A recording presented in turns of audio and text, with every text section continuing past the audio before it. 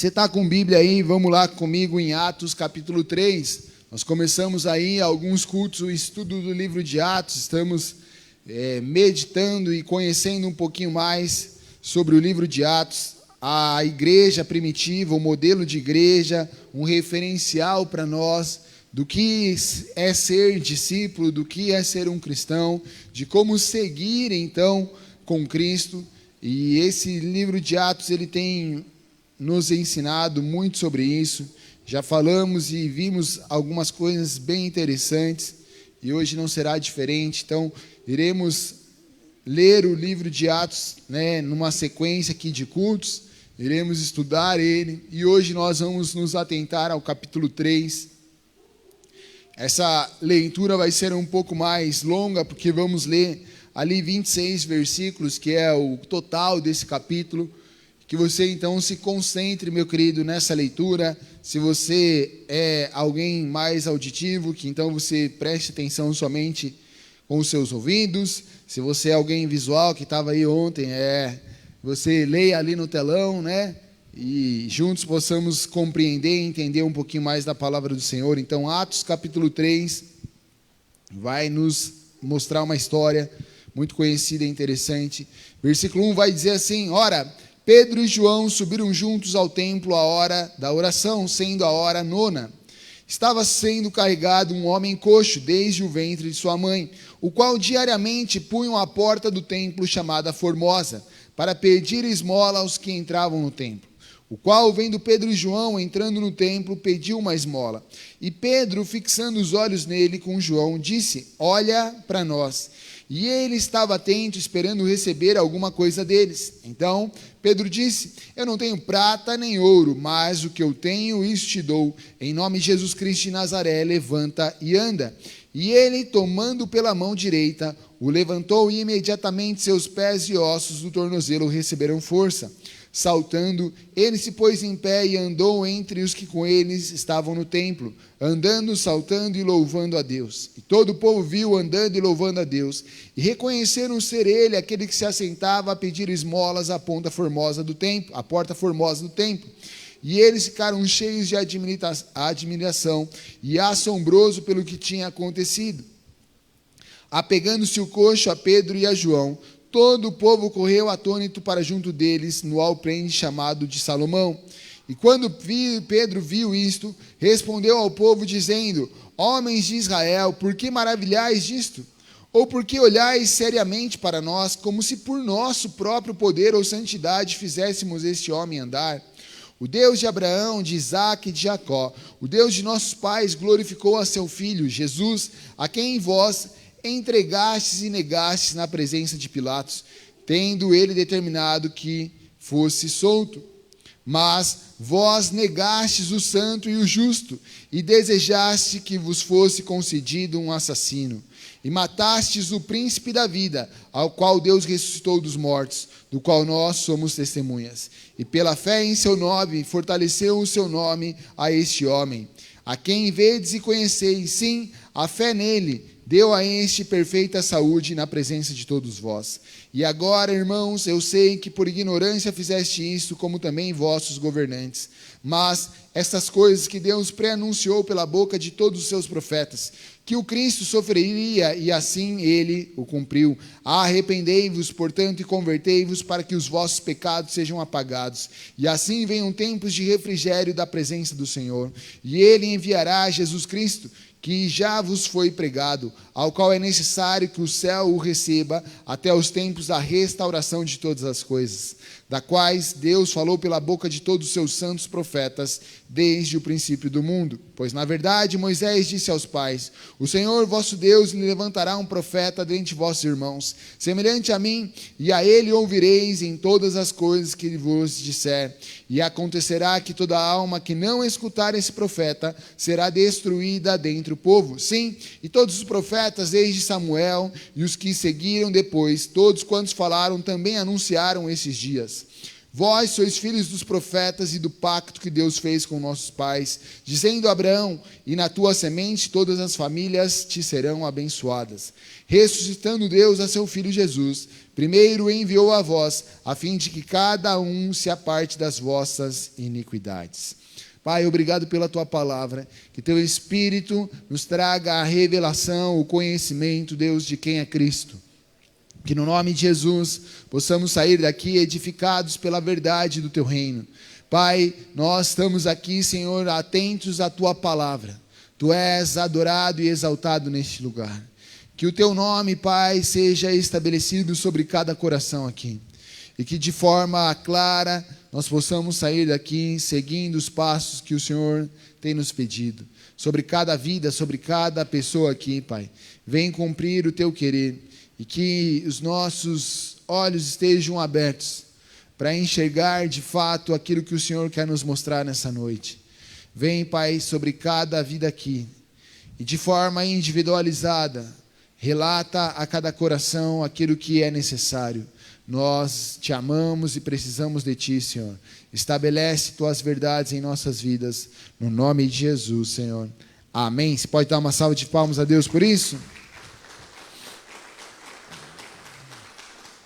Então aqui vemos uma história muito conhecida dentro do meio de pregações, uma história onde muitas vezes nós usamos esse texto para trazer algumas mensagens. E aqui nós vemos na sequência, todo o acontecimento dessa história. Vemos aqui uma narrativa muito importante daquilo que foi um dos atos dos apóstolos. Os sinais, um dos primeiros sinais aqui relatados, então, biblicamente, através da vida dos apóstolos. Mas o fato é que, quando nós olhamos para os textos anteriores, nós vemos que esses homens estavam ali, cheios do Espírito de Deus. Esses homens estavam ali sendo direcionados. Lá no livro de Atos, capítulo 1, nós vemos que Cristo chama esses homens para serem testemunhas de Cristo. Quem lembra disso aí, dá um glória a Deus. Então, nós vemos, e é isso, Cristo não nos chamou para sermos religiosos. Cristo não nos chamou, meu querido, para carregarmos a bandeira de uma igreja. Cristo não nos chamou para ser crente evangélico. Cristo nos chamou para ser testemunhas. Testemunhas daquilo que ele viveu, daquilo que ele fez em sua vida. Testemunhas que conhecem a Cristo. O padrão, então, aqui nós vemos na sequência, eles estabelecendo um novo apóstolo, para cumprir e tomar o lugar de Judas. Era necessário que esse homem, então, tivesse participado com Cristo, desde o batismo de João Batista, tê-lo visto morrer e também estar ressuscitado, ser ressurreto. Então nós vemos ali que esses homens que caminhavam com Cristo, eles acompanharam e conheciam a Cristo. Eles conheciam então tudo o que Cristo fez, eles estavam juntos de Cristo. E porque eles conheciam a Cristo, eles foram chamados a testemunhar a respeito de Cristo. O meu e o seu chamado, meu querido, não é ser uma pessoa, isso e aquilo lá, um pastor, um mestre, evangelista. Não. O nosso chamado, o teu e o meu chamado é conhecer a Cristo e fazer Cristo conhecido. Através de nossa vida, no dia após dia, através de nossa vida, nos lugares aonde Cristo nos colocou. E esses homens, eles começam a viver isso de forma prática. Ninguém precisou vir para Pedro e João, que são os que estão relatados nessa história, e dizer: vocês agora são evangelistas, vocês agora são isso, vocês agora são aquilo. Ninguém ungiu, ninguém separou esses homens. De uma forma ali prática, eles foram separados pelo próprio Cristo, através da ação do Espírito Santo em suas vidas. E isso, meu querido, acontece com cada um de nós. A partir do momento que nós conhecemos a Cristo, a partir do momento que nós temos uma revelação de quem é Cristo, todos nós somos separados. Porque ungir fala sobre separação, fala sobre algo separado.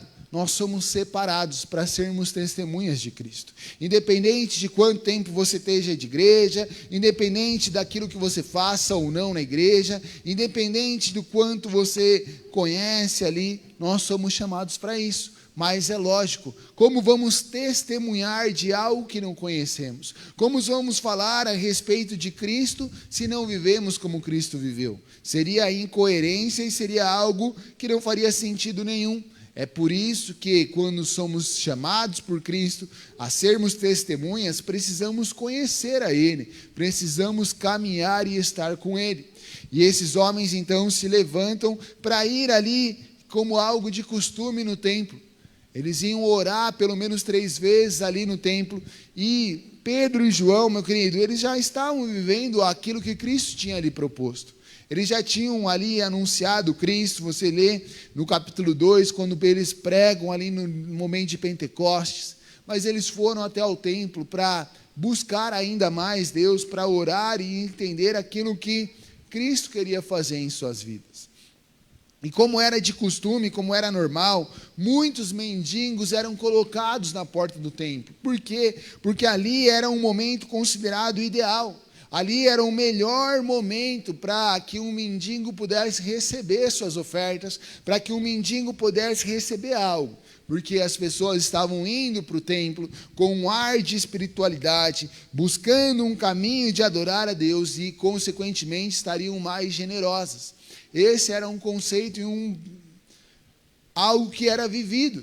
Os mendigos estavam diretamente ligados ao templo para buscarem ali ofertas, sabendo que talvez as pessoas estariam mais generosas ou tocadas por aquele momento que estariam fazendo. E aí, como é de costume, então, Pedro e João estão chegando naquele lugar e alguém está levando aquele mendigo como se fazia há muito tempo. O texto vai dizer, nós lemos ali, que estava sendo carregado um homem coxo desde o ventre da sua mãe, do qual diariamente colocavam na porta do templo. A rotina daquele homem era dia após dia, que alguém o colocasse na porta para que ali ele pudesse receber as suas ofertas e assim viver. Dentro dessa história, meu querido, eu quero te convidar a entender e olhar essa história de 2 prismas. Primeiro, nós podemos olhar através da figura de Pedro e João, e também podemos olhar através da figura do coxo, do paralítico, daquele homem, daquele mendigo, dependendo da sua tradução, da sua Bíblia, ele vai aparecer assim. Olhando então na perspectiva desse mendigo, meu querido, diariamente ele era colocado ali na porta do templo. Um homem que, desde do seu nascimento, precisou e dependeu de pessoas, precisou e dependeu da boa ação e da generosidade das pessoas. Um homem, então, que era necessitado daquilo que colocavam ou estava à sua volta. Se alguém não lhe colocasse naquele dia na porta do templo, provavelmente ele ficaria esquecido no lugar onde ele vivia. A Bíblia não vai nos relatar qual era este lugar, mas o fato que ele precisava da ajuda de alguém dia após dia. Esse homem, então, meu querido, ele estava ali em mais um dia esperando algo acontecer. Quando Pedro e João chegam até ele e ele pede algo àqueles homens, o texto vai dizer que ao olhar para eles, quando Pedro e João olham para aquele homem, ele cria uma expectativa de receber algo. Talvez ele pensou, puxa, agora eu vou receber uma oferta desses homens. Sabe, muitas vezes eu e você somos esse mendigo. Muitas vezes eu e vocês somos como esse homem. Esse homem, meu querido, estava num lugar de religiosidade. O templo representava isso. Esse homem, então, estava na casa de Deus, diante da cultura dos judeus. Ali era o lugar sagrado, aonde Deus estava. Aquele homem, então, ele era levado dia após dia a esse lugar, de uma forma automática já. De uma forma rotineira, de uma forma que virou um hábito da sua vida e uma rotina da sua vida. E ali ele dependia da ação daquelas pessoas que passavam por ele. Quantas pessoas, meu querido, vêm à igreja domingo após domingo, eventos após eventos, e são como exatamente esse mendigo, que estão esperando algo que as pessoas que passam ao seu redor lhe depositem.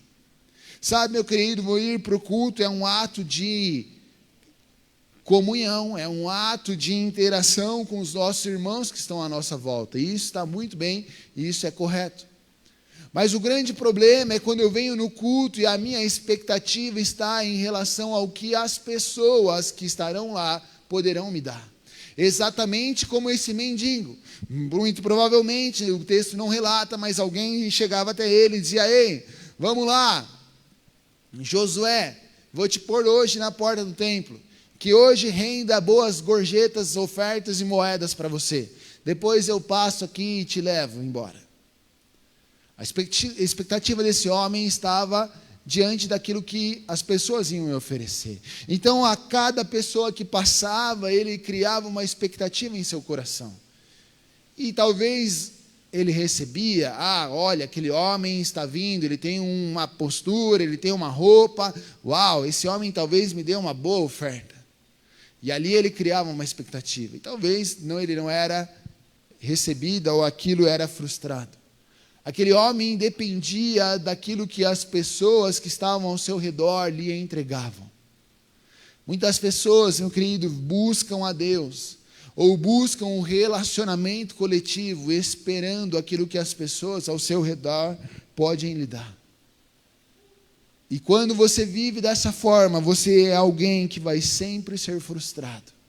Porque talvez a sua expectativa seja: hoje que o louvor venha e toque aquela música, que o louvor venha e faça, e que o céu desça, e que a glória esteja presente. Se a sua expectativa está em quem está aqui tocando, se a sua expectativa está na música que for tocada, deixe eu dizer, você é como esse mendigo, que não entendeu nada, que o momento de adoração não tem nada a ver com o que a banda está tocando, mas tem a ver com como o meu e o seu coração está se quebrantando diante de Deus. Que a música aqui, ela é um instrumento para te levar a se render a Deus, mas que você não pode depender daquilo que está acontecendo. Aquele mendigo dependia de alguém que o levasse até o templo. Aquele mendigo dependia das moedas que lhe fossem dadas. Sendo que ele estava ali no lugar onde a presença de Deus estava. No lugar santo, no lugar mais apropriado para ele receber algo da parte do Senhor. E dia após dia ele mendigava a atenção das pessoas que estavam à sua volta. Que a palavra, que o pregador, que isso e aquilo. Sabe, meu querido, eu vivi, talvez você também passou por essa experiência, aonde as pessoas depositavam a sua fé e as suas expectativas no pregador que iria trazer a mensagem.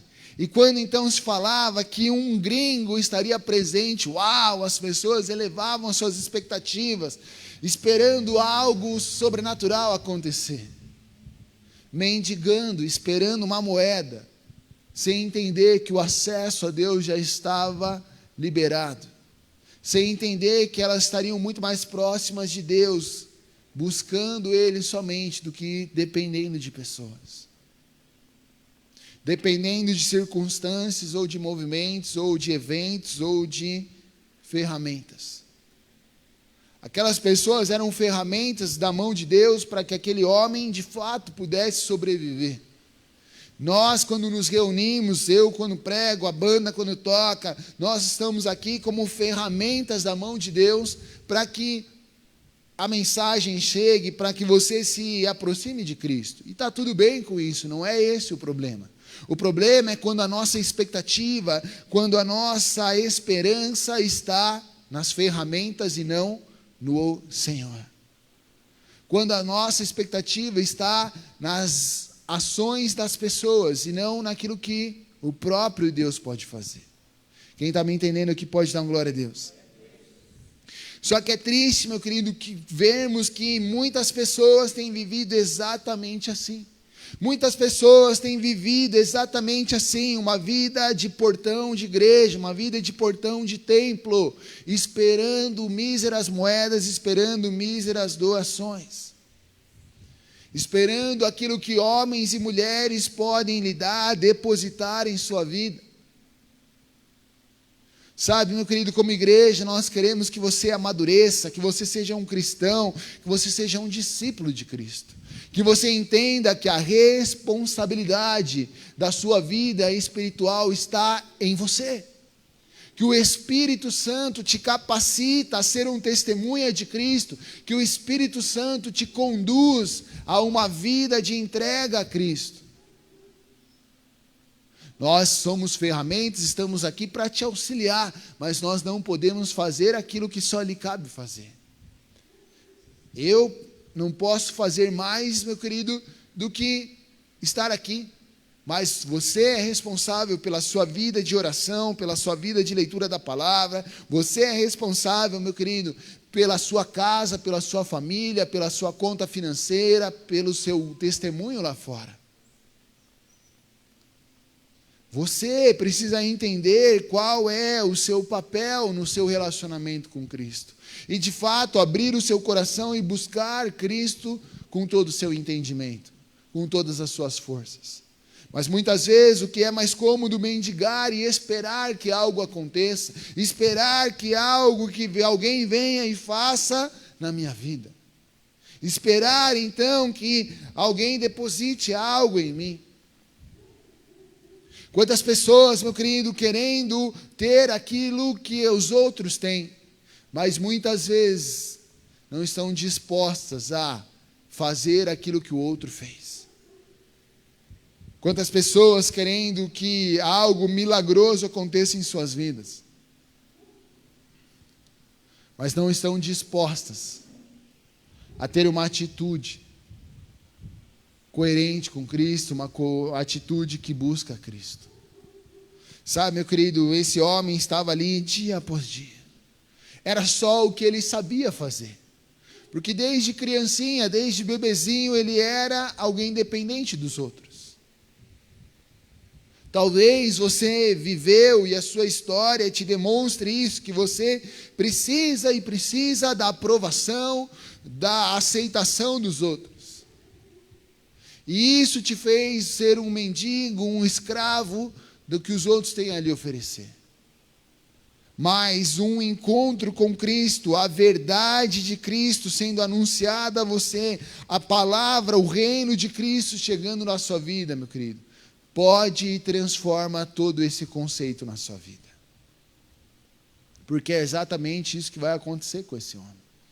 Quando ele estava esperando então receber uma boa gorjeta daqueles homens, ele tem um encontro com a verdade a respeito de Cristo. E ali a sua vida é completamente transformada. A única saída para um mendigo, meu querido, a única saída para alguém que vive como esse homem é a saída de um encontro com Cristo. Que a religião não pode te proporcionar. Que igreja, placa de igreja, de ministério algum pode lhe proporcionar. Que homem nenhum pode lhe proporcionar, a não ser o Espírito Santo de Deus. Pedro e João vão dizer que as pessoas então começam a se aglomerar e olhar para ele. E Pedro vai dizer assim: ei, por que vocês estão seriamente olhando para nós? Não foi pelo nosso próprio poder ou santidade que fizemos este homem andar. Foi o próprio Deus quem fez, então ele começa a pregar e anunciar a Cristo. A única saída, meu querido, para alguém que está vivendo dessa forma, meu querido, é um encontro com Cristo. E deixe eu te dizer, todos nós precisamos desse encontro com Cristo dia após dia. Porque o dia em que nós acharmos que já não mais precisamos de Cristo, nós caímos num grande engano e corremos o risco de nos tornarmos mendigo daquilo que os outros têm para nos proporcionar, daquilo que os outros têm para nos oferecer. Somos criados culturalmente a depender e a buscar a aprovação e a aceitação dos outros.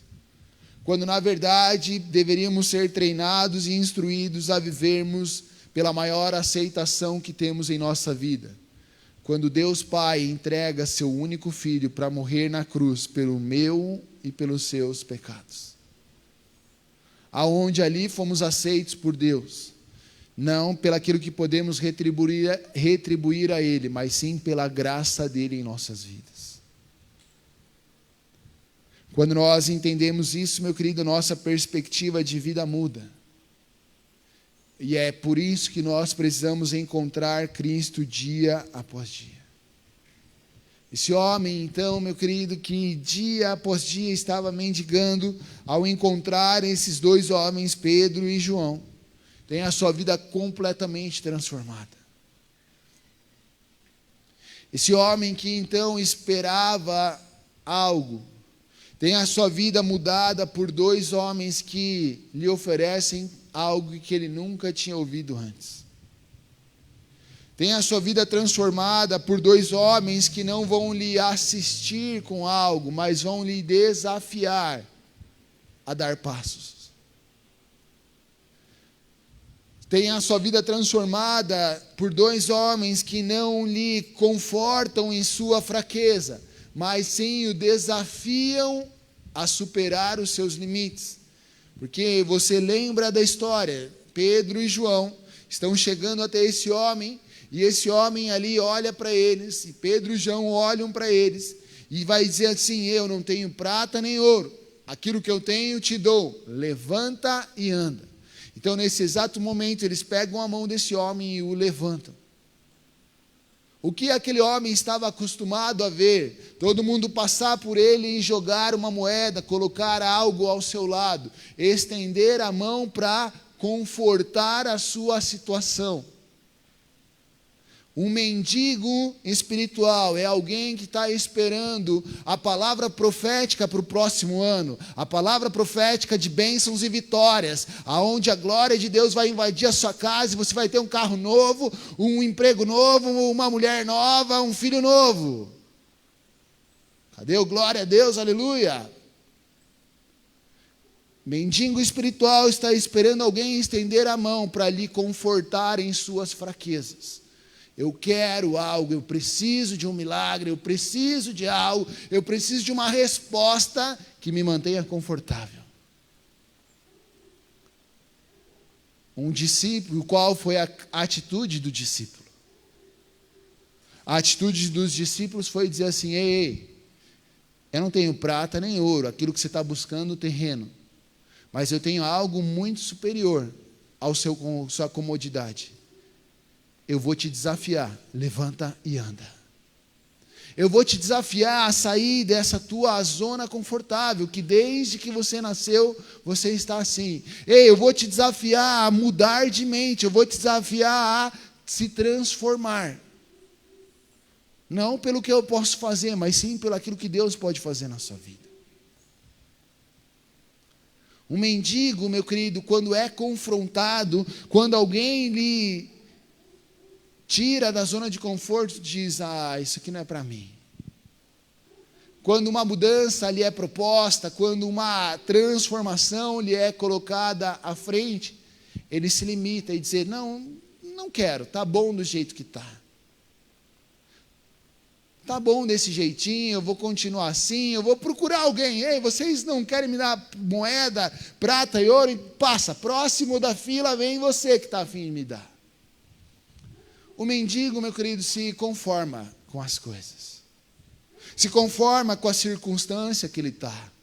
Se conforma com aquilo que ele tem vivido. Se conforma com o pouco que ele recebe. Agora, eu e você, como discípulos, meu querido, não podemos aceitar essa situação. E é por isso que nós vamos te falar a palavra de Deus, a verdade do Evangelho, que vai te dizer: se arrepende, se converte, transforma, muda a sua vida, muda o seu jeito de pensar, muda o seu jeito de caminhar. Porque é isso que os discípulos fizeram. É isso que transforma a vida das pessoas. O mendigo espiritual, ele vai dizer: ei, eu quero o mesmo método. Eu não estou disposto a encarar coisas novas. Eu não estou disposto a seguir um novo modelo, um novo caminho.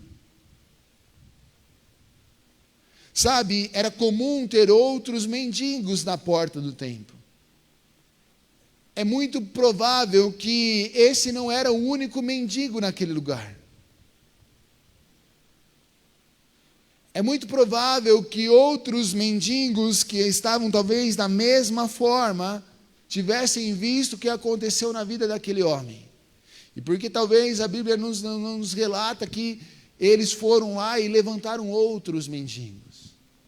Porque talvez esses outros estavam tão acomodados, que ao verem aquele homem sendo curado, falaram, tá bom, é para ele, não é para mim isso.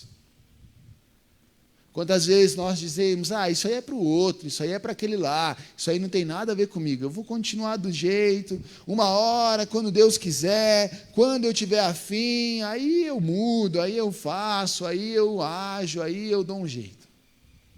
Mendigo, meu querido. Muitas vezes nós temos vivido assim, seguindo métodos, seguindo modelos, esperando sempre que seja do mesmo jeito, da mesma forma. Nos acostumamos a uma rotina, nos acostumamos ao ordinário do dia após dia. Nos acostumamos a fazer sempre as mesmas coisas, seguir o mesmo caminho, e queremos que Deus também haja dessa forma. Só que nós estamos falando de um Deus soberano, um Deus do impossível, que age como Ele quer e não como nós queremos. Sabe, o mendigo, meu querido, ele se limita às coisas. Ele coloca limites naquilo que Deus pode fazer. Ele coloca estratégias, ele quer agir da mesma forma sempre. Ontem, nós tivemos, nossa filha mais nova estava meio febril e tudo mais, nós ficamos mais em casa. E aí eu fui mexer lá no escritório, onde eu tenho ali uma coleção de carrinhos, lá desde que eu era garotinho, eu tenho alguns carrinhos ali de mais de 20 anos.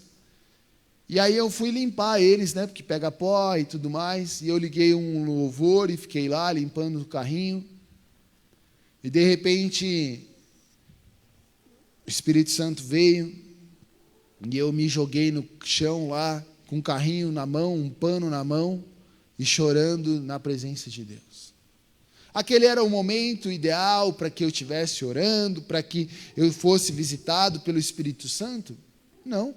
Aquele não era o meu momento de oração. Aquele não era o meu momento de estar buscando a Deus. Mas era o momento em que Deus queria se revelar até mim. E as minhas filhas estavam pela casa, andando, passando, e horas elas iam lá ver o que eu estava fazendo, como eu estava fazendo. E pouco me importou se elas passariam lá, eu estaria jogado no chão, cheio de ranho, lágrima, carrinho na mão, um pano cheio de pó na outra mão. Porque aquele era um momento onde Deus estava comigo e Ele queria me encontrar.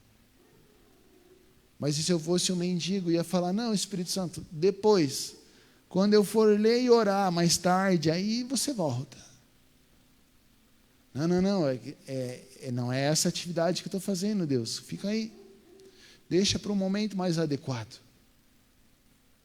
Sabe, muitas vezes nós queremos limitar a Deus. Talvez Deus queira se mover e mover algo em você através do Espírito Santo. E nós, porque não é o momento, não é da forma que nós estamos acostumados, nós deixamos oportunidades de Cristo passar em nossas vidas. Se aquele mendigo tivesse dito, você não tem prata nem ouro? Eu não quero, vai, próximo da fila. Próximo que está passando. Quantas vezes nós estamos assim, meu querido? O que as pessoas, talvez, da parte do Senhor, têm para nos oferecer, não é o que nós queremos, então passa, deixa outro que venha me oferecer o que eu quero. Nesse próximo ano, meu querido, nós vamos trazer algumas coisas de conhecimento. Faremos uma escola onde estaremos aprendendo mais. Quantos vão dizer assim, mais uma escola, mais um momento de aprender, eu estou tão acomodado aqui do jeitinho que eu estou. fica assim mesmo. Próxima atração, próximo evento. Se for mais legalzinho, se não for mexer muito com o meu conforto, eu vou, pastor, fica tranquilo, eu assisto, eu dou um jeito. Muitas vezes nós estamos muito acomodados. E dia após dia, e anos se passam e nós continuamos do mesmo jeito. Mendigando coisas, esperando que coisas caiam no nosso colo, que alguém venha e deposite algo na nossa vida. Tendo a expectativa de amanhã ser um dia igual ao dia de hoje. Esperando as coisas acontecer daquele jeito. Sabe, meu querido, nós não fomos chamados para viver como esse mendigo aqui. Nós somos chamados a viver como Pedro e João. Quando nós estamos aqui estudando o livro de Atos, porque a referência que nós queremos ter é a dos discípulos, os seguidores de Cristo. Pedro e João. E o que eles fazem? Eles estavam indo cumprir ali algo que era rotineiro de suas vidas. Mas eles já não mais precisavam disso. Eles entenderam a nova aliança através de Cristo, entenderam então que a lei era passada e uma nova aliança era estabelecida. Mas eles foram na hora nona, eles foram ao templo continuar a estabelecer o seu momento de oração e de busca a Deus. Talvez eles podiam ter dito, nem precisamos ir mais, agora Jesus veio, nos visitou, o Espírito Santo está com a gente, oramos lá, 3.000 almas conheceram a Cristo, estamos bem, não precisamos ir lá. Mas eles foram. Eles foram buscar ainda mais a Deus, eles foram ainda mais profundo em encontrar a Cristo, no caso ali, foram orar e buscar direção da parte de Deus.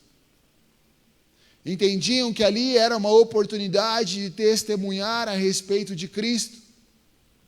Entendiam que ali haviam pessoas necessitadas de uma mensagem e de uma palavra. Então eles estavam dispostos a testemunhar e a falar a respeito de Cristo àqueles que estavam ao seu redor. Se eles foram chamados a testemunhar, então eles precisavam sair da sua casa e encontrar pessoas para testemunhar a respeito de Cristo. Sabe, meu querido, eu e você somos chamados a testemunhar a respeito de Cristo. E será que nós temos buscado essas oportunidades? Será que nós temos buscado a oportunidade de falar de Cristo para quem está à nossa volta? Nós não fomos chamados para testemunhar sobre uma religião, sobre uma igreja, uma placa, mas nós fomos chamados a testemunhar a respeito da vida de Cristo. De quem é Cristo? Mas como vamos testemunhar de Cristo se não conhecemos a Ele? Pedro e João foram ao templo para conhecer e buscar ainda mais a Cristo. Será que eu e você temos dia após dia buscado sobre Cristo? Ou nós nos limitamos simplesmente ao culto do próximo domingo? Nos limitamos talvez a uma mensagem que nós ouvimos, um devocional que nós seguimos ali de uma cartilha pronta? Ou temos dia após dia buscado a Cristo, colhendo a sua palavra, buscando uma revelação nova do Espírito de Deus? Esses homens vão, então se deparam com aquele homem mendigando. E eles não tinham nada além para oferecer a não ser Cristo para aquele homem. E a grande questão quando olhamos para Pedro e João, meu querido, é o que eu e você temos para oferecer para aqueles que estão à nossa volta. E eu não estou falando longe daqui, da porta da igreja. Estou falando para dentro da porta da igreja. Eles já estavam no templo.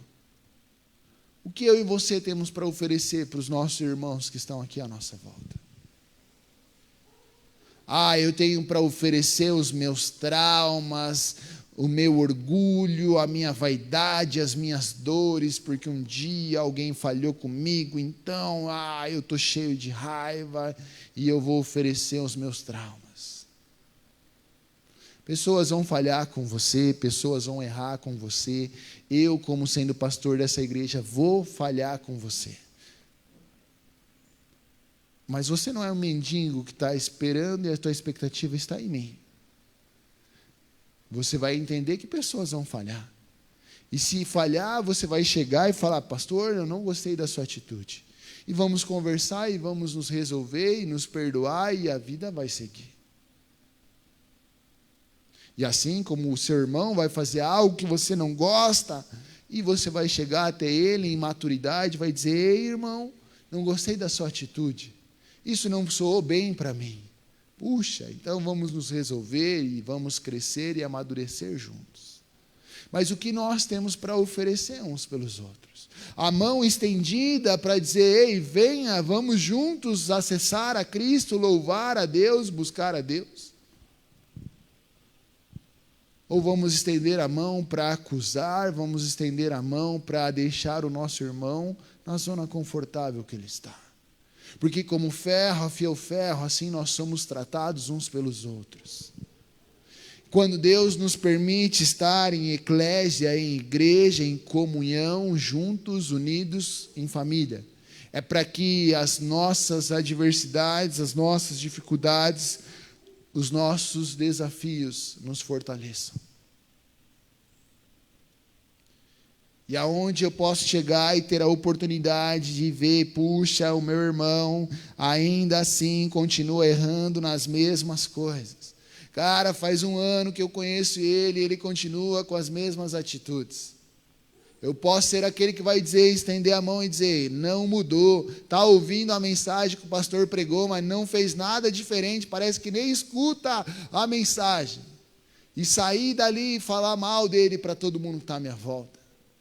E apontar a mão para acusar. Ou eu posso ser aquele, como Pedro e João, testemunha um discípulo, que vai dizer: irmãozinho, cara, já faz 1 ano que eu vejo você fazendo essas mesmas coisas, cara. Está na hora de amadurecer, cara. Vamos?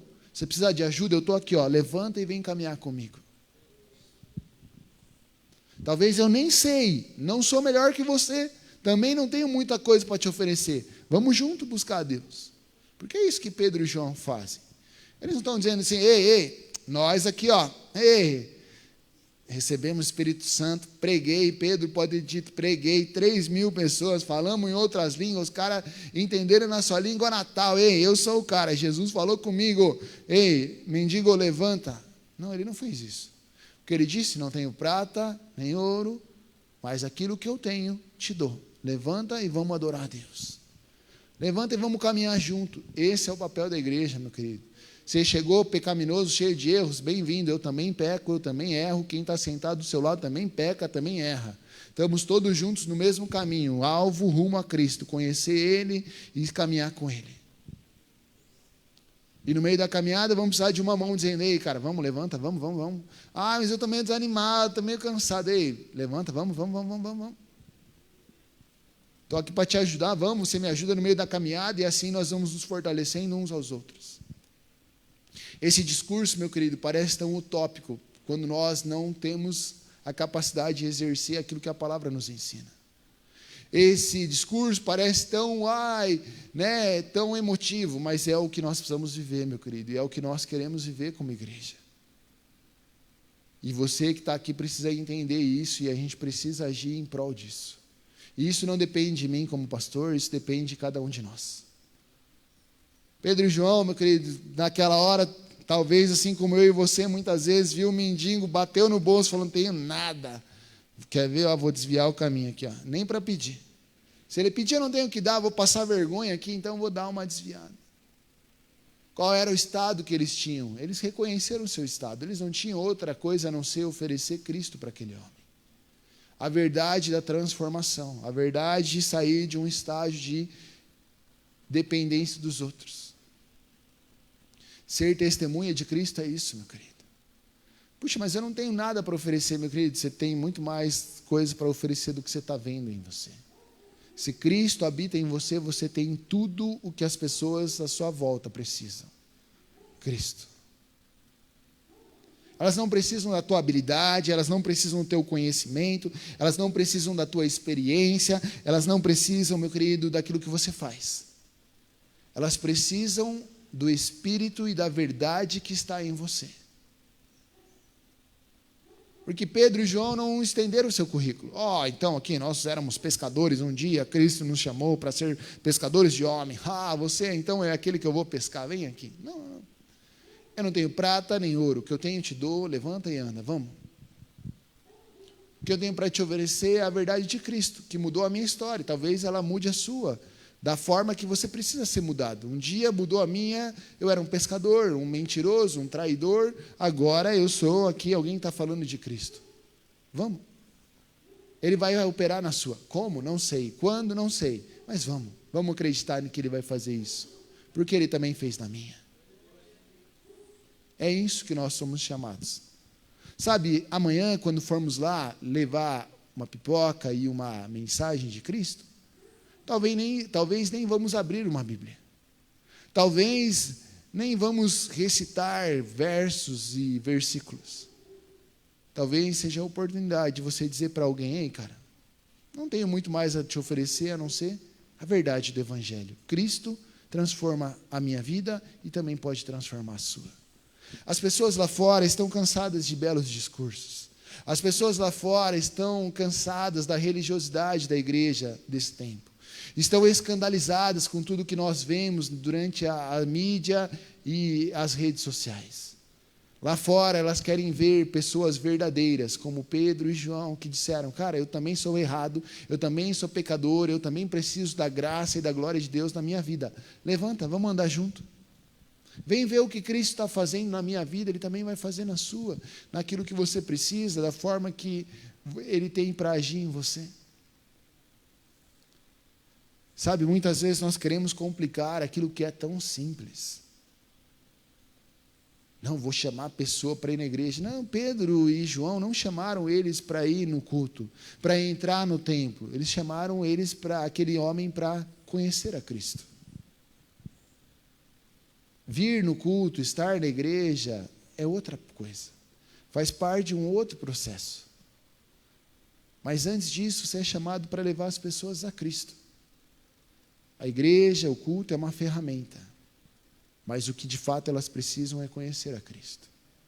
O que eu e você temos oferecido às pessoas, meu querido? Será que nós temos oferecido Cristo ou o nosso orgulho, a nossa vaidade, os nossos traumas? Aquilo que nós passamos, aquilo que deu errado em nossas vidas, aquilo que um dia alguém falhou conosco, aquilo que um dia talvez não ficou legal para a gente, o que nós temos oferecido? Se é que temos oferecido algo às pessoas. Porque Deus amou o mundo, João 3,16, de tal maneira que deu, que ofertou, que entregou seu único Filho, para que todo aquele que nele crê não pereça, mas tenha vida eterna. A base do cristianismo é entrega, oferta, doação. Todos os dias eu e você precisamos sair de nossas casas dizendo: o que eu vou dar hoje, o que eu vou ofertar hoje, o que eu vou entregar hoje. Mas o que muitas vezes você sai de casa esperando e pensando: o que eu vou conquistar, o que eu vou ganhar, o que eu vou acumular hoje. A cultura inverte valores. Quando na verdade nós deveríamos sair para dar, nós estamos querendo receber. Melhor dar do que receber. A palavra vai dizer isso. Será que é hoje que eu vou ser promovido no meu trabalho? Será que é hoje que eu vou fazer isso? Será que é hoje que vai acontecer aquilo? Será que é hoje que eu vou entregar Cristo? Será que é hoje que eu vou ofertar uma mensagem de amor, de generosidade? Estender a minha mão para alguém? Será que é hoje que eu vou ser tratado por Deus, vou ser quebrantado por Deus? Será que é hoje que eu vou me parecer mais com Cristo? Deus vai colocar uma circunstância para que eu seja confrontado, para que eu saia da minha zona de conforto, para que algo mude na minha vida? Estar disposto a dar aquilo que você tem. Porque você não pode dar o que você não tem. Quantas pessoas, meu querido, querendo dar o que não tem? Querendo oferecer aos outros aquilo que nem elas possuem. Porque Pedro e João puderam dizer: não tenho prata nem ouro, o que eu tenho te dou. Levanta e anda. Em nome de Jesus Cristo de Nazaré, levanta e anda. Porque eles estavam cheios. do Espírito Santo.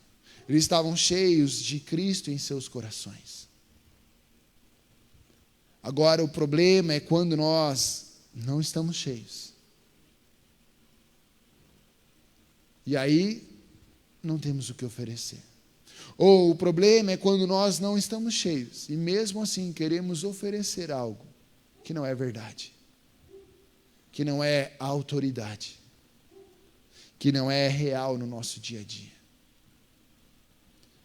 Não seja hipócrita, meu querido. Viva verdadeiramente tudo aquilo que você faz. Viva verdadeiramente aquilo que você está passando. Não queira viver uma peça de teatro. Não queira viver um papel, não queira viver, meu querido, uma encenação. Não, porque daí num lugar eu ajo assim, eu sou desse jeito, em outro lugar eu sou do outro lugar eu sou do outro lugar eu sou do outro lugar eu sou do outro. Seja quem você é em todos os lugares onde você está. Lógico, você precisa entender momentos, situações, pessoas, ok. Mas a essência precisa ser a mesma. E eu e você, meu querido, somos chamados do bom perfume de Cristo. Então a nossa essência tem que ser Cristo. Qual foi a essência de Pedro e João? Cristo. Está aqui, ó, Cristo. Eu não tenho prata, eu não tenho dinheiro, eu não tenho nenhuma moeda, mas Cristo está aqui. O que eu e você temos oferecido, meu querido? Quando a gente prossegue no texto, para já encaminhar para o final aqui, nós vemos ali então que Pedro ele vai trazer um discurso. Então aquele homem levanta, aquele homem é tomado, seus tornozelos são fortalecidos, sua perna é fortalecida, ele começa então a saltar e glorificar a Deus, a Cristo, pelo que acontece em sua vida. E aquilo chama a atenção das pessoas, as pessoas começam a olhar para eles, e Pedro vê a oportunidade ali de anunciar o reino de Deus. E Pedro vai trazer a mensagem base do testemunho de um seguidor de Cristo. Pedro vai nos ensinar o que nós precisamos falar para as pessoas que estão à nossa volta. O que as pessoas à nossa volta precisam ver e ouvir daquilo que nós vivemos com Cristo. Primeiro, Pedro vai chegar e vai falar: ei, vocês estão pensando que nós fizemos isso. Ele deu e rendeu toda a glória a Deus. Nós não fizemos nada disso. Quem fez foi o Cristo que vocês crucificaram. Pedro vai falar a respeito da crucificação. E quando você lê o capítulo 2 e você lê esse capítulo 3, você vai ver que foi o mesmo discurso, mas em palavras diferentes. O que Pedro vai dizer? Pedro vai dizer: vocês mataram Cristo. Pedro vai apresentar a crucificação de Cristo como um crime, dizendo: vocês crucificaram a Cristo. E deixa eu te dizer, meu querido, não foi só aquela geração. Deixa eu te dizer, eu crucifiquei a Cristo. Eu cometi um crime por causa dos meus pecados. Cristo morreu naquela cruz. Você cometeu um crime. Fez com que um homem injustamente fosse condenado à pior sentença, que era ser colocado na cruz, pelos seus pecados, assim como eu fiz pelos meus pecados. Por que falar disso é tão importante? Porque nós, quando entendemos isso, reconhecemos o nosso estágio de pecado. Nós reconhecemos o nosso ser pecaminoso. Nós precisamos reconhecer que somos falhos e que nossa falha gerou uma consequência por amor a Deus, o amor de Deus, para nos resgatar de nossos pecados. Tem alguém que está me entendendo aqui? Pode dar glória a Deus? Então era algo comum na pregação da pregação primitiva, da igreja primitiva, trazer a crucificação de Cristo como sendo um crime. Ele vai dizer: ei, vocês tiveram a oportunidade, lá nos versículos mais finais, ele vai dizer: vocês tiveram a oportunidade de libertar o príncipe da vida, mas preferiram soltar um assassino. Vocês tiveram a oportunidade de deixar em vida aquele que gerava a vida, mas escolheram crucificar e soltar aquele que mata, o assassino. Lembra da história? Jesus Cristo é o Barrabás? Crucifica, crucifica. É isso que Pedro está falando. E quando ele traz essa mensagem, quando a gente fala da mensagem da cruz de Cristo, e é base da pregação do Evangelho, meu querido, é base da vida de um testemunha de Cristo, falar da cruz de Cristo, nós precisamos mostrar que o que fez Cristo ir para a cruz foram os nossos pecados, para que todos possamos entender que somos pecadores. Hoje o Evangelho diluído na água com açúcar tem dito e pregado que os teus pecados não são tão problemas assim, não tem problema nenhum, a graça te liberta e você pode continuar pecando do mesmo jeito. Não, a graça nos resgata do pecado. Pedro vai dizer: então os seus pecados são perdoados, eles são apagados. Ok, mas isso precisa gerar uma transformação na sua vida. Viver em pecado é uma coisa, pecar acidentalmente é outra. Quando nós falamos do crime da cruz, você entende que, eu preciso transformar.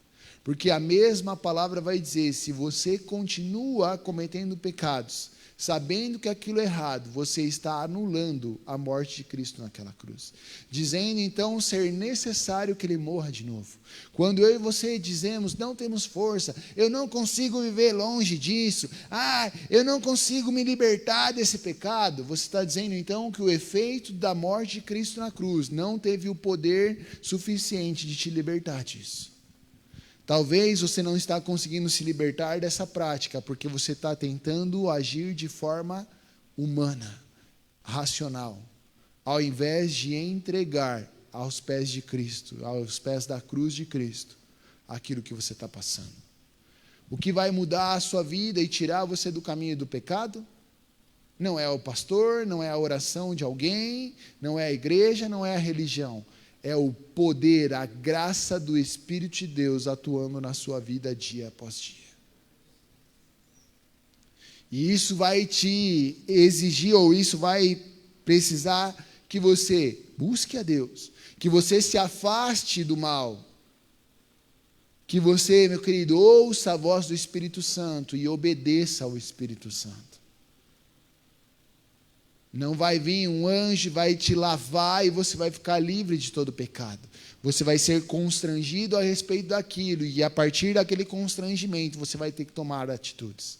Puxa, então eu sou alguém que tem um problema com drogas. Eu vou ficar orando, e vou na biqueira, e vou ficar orando, e vou ficar... Não, você não vai mais na biqueira, você não vai mais em lugares que te levam às drogas. Mas você vai orar para que aquilo que você não pode fazer, o Espírito Santo faça na sua vida. E aí, de repente, você já não tem mais vontade nenhuma. Mas por quê? Porque você obedeceu e agiu coerente com o que o Espírito Santo está te dizendo. Eu tenho um problema com pornografia, mas você continua acessando sites, você continua vendo coisas que você via. Então, meu querido, você precisa orar e se afastar de toda a aparência do mal. Fugir de todo o caminho que te leva para o pecado. Tem um problema com fofoca, então você se afasta das fofoqueiras e das pessoas que trazem más notícias para você. E aí o Espírito Santo vai te limpando e tirando a necessidade de ouvir aquelas coisas. Tem alguém aqui que está me entendendo? Pode dar um glória a Deus? É por isso que nós precisamos falar: você cometeu um crime, eu cometi um crime. Fizemos um homem injustamente ser condenado numa cruz pelos meus e talvez, tenho certeza, pelos seus pecados. Então essa é a base. Pedro vai dizer: vocês cometeram um crime. Outra base da pregação do Evangelho que Pedro vai trazer aqui, do Evangelho, de Cristo, vai falar sobre o fato ênfase na ressurreição de Cristo. Falamos um pouquinho sobre isso no culto passado, porque da mesma forma que Cristo morreu, ele também ressuscitou. E quando nós falamos aqui e vemos o falar a respeito da ressurreição de Cristo, é para demonstrar o poder de Deus através da vida de Cristo. Porque quando o fim chegou, agora acabamos com o problema, esse cara morreu. Passa 3 dias, esse cara ressuscitou. Foi a partir da ressurreição que os discípulos ali foram tomados de convicção a respeito de tudo aquilo que Cristo pregou. Foi a partir da ressurreição, a prova que nele estava a vida, a prova que Deus era com ele, que Deus podia fazer o que ninguém mais poderia fazer. Quando nós falamos da ressurreição de Cristo, nós estamos falando da esperança para aqueles que estão à nossa volta. E é por isso que você vai ver toda a mensagem apontando a cruz, a morte e, consequentemente, a ressurreição de Cristo. E é isso que, como testemunhas, nós precisamos fazer. É isso que, como testemunhas, nós precisamos anunciar. Que Cristo veio, morreu, mas ao 3º dia Ele ressuscitou e vive. E Ele vive e Ele é poderoso para fazer infinitamente mais daquilo que nós pedimos ou pensamos. Que Ele vive e Ele pode fazer além daquilo que nossos olhos conseguem enxergar. Que Ele vive e Ele atua em nossos dias. Para muitos, Cristo é a história contada no Natal e na Páscoa. De alguém que veio à Terra, morreu e está tudo certo. Mudou a história, algumas pessoas são fanáticas, acreditam nele. Mas para um testemunho de Cristo, a história é que ele morreu, pagou o preço pelo meu e seu pecado, com alto sangue, o preço de Jesus Cristo. Mas ressuscitou e nos dá a esperança, não só de uma vida terrena, mas da vida eterna. Que ele ressuscitou para um dia voltar e continuar governando a terra. A mensagem primitiva vai acentuar então esse senhorio de Cristo através da sua ressurreição. Falar da ressurreição é falar do poder de Deus. Falar da ressurreição é falar da esperança de uma nova vida. Falar da ressurreição é falar da esperança da vida eterna. E é isso que você vai ver os testemunhas falando. E é exatamente isso que eu e você precisamos falar. É exatamente isso que eu e você precisamos anunciar como testemunhas de Cristo. Feche seus olhos, meu querido, curve sua cabeça.